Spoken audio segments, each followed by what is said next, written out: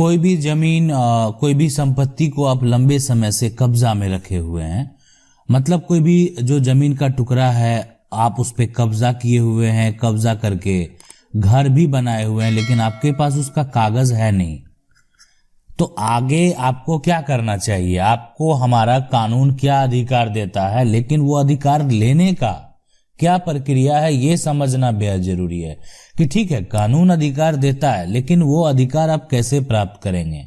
मान लेते हैं इस संपत्ति पे आप एक जो है 12 साल से अधिक समय से घर बना के रह रहे हैं, लेकिन फिर भी आपका मकान तो बना हुआ है इस पे, लेकिन आपके पास किसी प्रकार का कागजात नहीं है इस जमीन का।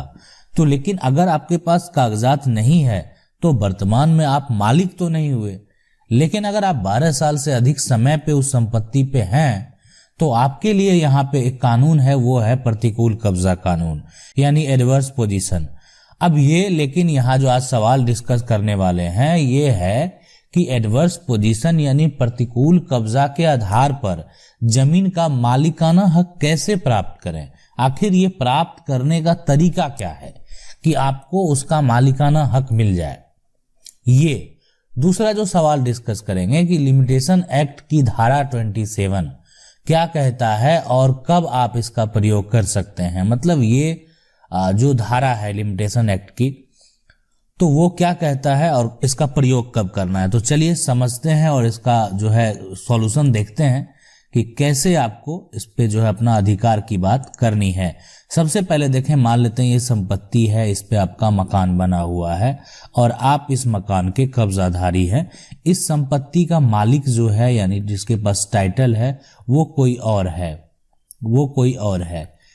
अब लेकिन ये हैं 12 साल से अधिक समय से रह रहे हैं, अधिक समय से रह रहे हैं, या हो सकता है कि 20 साल से रह रहे हैं, या हो सकता है कि 50 साल से रह रहे हैं। बहुत लोग ऐसे हैं जो कि 200 ईयर यानी बहुत पूर्वज से वो संपत्ति पर रह रहे हैं, लेकिन उनके पास उस संपत्ति का किसी प्रकार का कागजात नहीं है।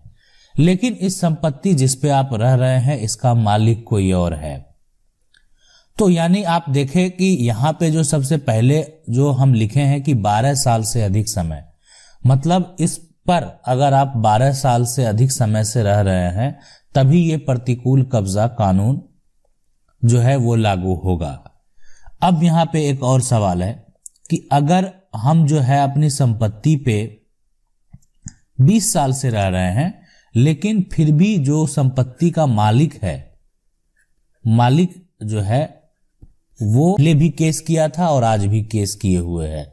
देखिए तब यहाँ पे ये इसलिए नहीं लागू होगा कि जो संपत्ति का मालिक है वो 12 साल तक, अगर एक तरह से 12 साल तक आप कब्जे में हैं, 12 साल से आप कब्जे में हैं और संपत्ति का मालिक आप पर किसी प्रकार का कोई एफआईआर नहीं किया, कोई किसी प्रकार का कोई केस नहीं किया, तो उस केस में आप उस संपत्ति का पूरा पूरा मालिकाना हक रखते हैं। और उसके लिए लेकिन अब नियम है, उस नियम को क्या क्या करना होता है, क्या क्या प्रक्रिया होता है, वो आपको जरूर बताने का प्रयास करेंगे। अब यहाँ पे लेकिन आप एक चीज और समझ लें कि आपने किसी से जमीन खरीदा है, बहुत पहले खरीदा आपने वो संपत्ति, आपने एग्रीमेंट बनवाया, ठीक है। तो एग्रीमेंट जो आपने बनवाया, जैसे होता है कि जब हम लोग खरीदते हैं कोई भी संपत्ति तो एग्रीमेंट कराते हैं सेल के लिए, तो वो आपका एक कागज बन गया एग्रीमेंट का, ठीक है, एग्रीमेंट का आपका कागज बन गया। अब एग्रीमेंट तो बन गया लेकिन उस जमीन का रजिस्ट्री नहीं हुआ। जो जमीन है उसका रजिस्ट्री अगर नहीं हुआ तो उस और वो समय 12 साल से अधिक हो गया और 12 साल से आप कब्जे में है, जमीन का रजिस्ट्री नहीं हुआ है। इस पे एक बार हम डिटेल से भी बताएंगे, लेकिन आपको हम शॉर्ट में बता देते हैं कि उस पे भी पूरा पूरा मालिकाना हक आपका होगा। सिर्फ जो आपका एक तरह से एग्रीमेंट बन गया अगर सेल का, तो भी आप पर आपका यहाँ पूरा पूरा दावा होगा, 100% दावा होगा और पूरा आपका मालिकाना हक भी होगा। हम इसके बारे में भी आपको जरूर एक स्पेशल टॉपिक लाके बताएंगे कि ये कैसे होता है पूरा इसका प्रक्रिया। अब देखें सवाल ये होता है कि जो प्रतिकूल कब्जा है उसके आधार पे आपको संपत्ति आपने कब्जा तो कर लिया है, अब बहुत के मन में होगा कि सर हमने जो कब्जा किया वो सरकारी जमीन है, सरकारी जमीन है, ठीक है, सरकारी जमीन पे भी मकान है, अगर वो 30 वर्ष से अधिक समय से आप उस पे रह रहे हैं तो आप यहाँ पे एक तरह से प्रतिकूल कब्जा के आधार पे मालिकाना हक का दावा जो है कर सकते हैं। मतलब आप अपना मालिकाना हक का दावा यहाँ भी कर सकते हैं। और 30 साल से हैं, 40 साल से, हाँ, लेकिन अगर आप उससे कम समय से सरकारी जमीन पे हैं तो आप मालिकाना हक का दावा नहीं कर सकते हैं। अगर किसी प्रकार का कोई निजी जमीन है तो उसमें 12 वर्ष ही रहना चाहिए, लेकिन सरकारी जमीन के लिए जो है वो 30 वर्ष है। अब इसका प्रक्रिया समझते हैं। ये तो हो गया कि आपका मकान है, आप उस पे रह रहे हैं, सारा कुछ है, लेकिन आपको करना क्या होगा? देखें, सबसे पहले ये आपको एक तरह से न्यायालय में जो है लेकिन न्यायालय में आपकी बात को रखने के लिए, यानी सिविल जज जो हैं उनके पास आपके बात को रखने के लिए आपको एक वकील की जरूरत जो है वो पड़ेगा। तो आपको एक वकील तो रखना ही पड़ेगा। तो अपने आसपास जो लोग हैं जिनका पहले कोई मामला हुआ होगा और या वो केस जीत गए होंगे या उनकी जो है प्रक्रिया वो चल रहा होगा, तो आप पता लगा सकते हैं कि आपके जो एरिया हैं उनमें अच्छे वकील कौन है और उनसे बात कर सकते हैं और अपने केस के बारे में डिस्कस कर सकते हैं।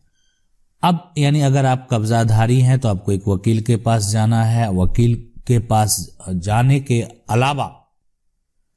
अलावा भी वो तो अपना आप सारा बात बता देंगे, लेकिन उसके अलावा भी जरूरत है, वो है, देखिए, सबसे पहले तो आप तभी जाएंगे एक वकील के पास अपनी बात को रखने के लिए कि अगर आप उसमें 12 साल से अधिक कब्जे में हैं और जमीन का मालिक आपके विरुद्ध किसी प्रकार का कोई विवाद आज तक नहीं किया है, मतलब वो कानून में नहीं गया है। 12 साल तक आप ऐसे रहे कि अब कभी वो कानून में नहीं गया,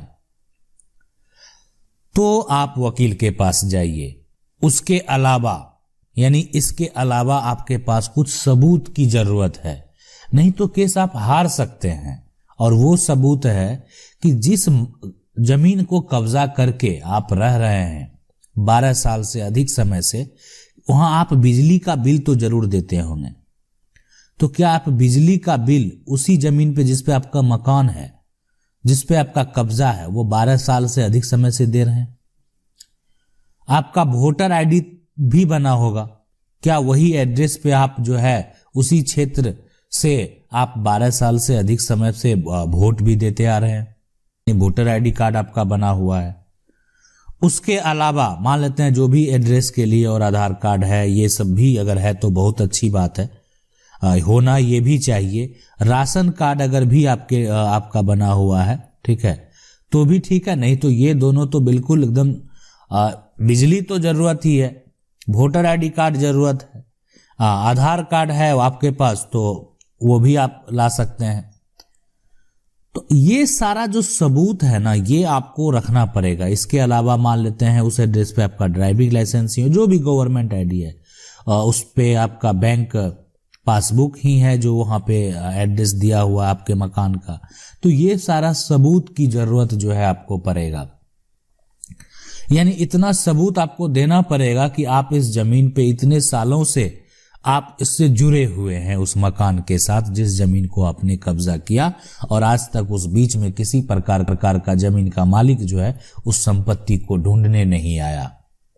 अब रही बात गवाह की, तो देखिए, गवाह में सबसे पहले जो आपका जो मकान है ना, वो आपका प्रयास रहना चाहिए कि आपके कम से कम 1-2 गवाह आपके पड़ोसी हो जाएं, जो आपके घर के जस्ट बगल के हों, ठीक है, बगल के हों। आपके पड़ोसी अगर आपके 1-2 गवाह हो गए तो आपके लिए थोड़ा अच्छा होगा, इसलिए कि गवाह में क्या होता है कि गवाह को क्रॉस करने के लिए ये भी पूछा जाता है कि आप जो गवाही देने आए हैं तो जो व्यक्ति का मकान है उससे आप कितनी दूरी पे रह रहे हैं। अब कोई कहेगा कि नहीं, हम उनके रिश्तेदार हैं, 50 किलोमीटर पे रह रहे हैं, ठीक है, किलोमीटर पे रह रहे हैं, ठीक है, रिश्तेदार हैं, वो अलग बात है। तो लेकिन आप समझ सकते हैं ना कि ऐसा वो प्रतीत होता है कि गवाह को एक लाया गया है वहां पे, और वहां पे उसको कैंसिल करना, क्रॉस करना आसान हो जाता है। जब आपके पड़ोसी आपके गवाह बनेंगे तो यहाँ पे आपको किसी प्रकार का दिक्कत नहीं होगा। तो आपका प्रयास रहना चाहिए कि आपके पड़ोसी ही आपके गवाह बने और आप अपना कब्जा वहां पे साबित करें। तो लिमिटेशन एक्ट की धारा 27 कहता कि आपको अधिकार देता है कि अगर आप उस तय समय सीमा से किसी भी प्रकार की संपत्ति को अपने कब्जा किया है तो आपको वो मालिकाना हक का आप दावा कर सकते हैं, मालिकाना हक जो है प्राप्त कर सकते हैं। आशा करते हैं आपको ये वीडियो अच्छा लगा होगा। वीडियो अच्छा लगा वीडियो को लाइक जरूर कर दें। चैनल को पहली बार देख रहे हैं सब्सक्राइब करके जो बेल आइकन है उसको जरूर दबा लें। मिलते हैं अगले वीडियो में, तब तक के लिए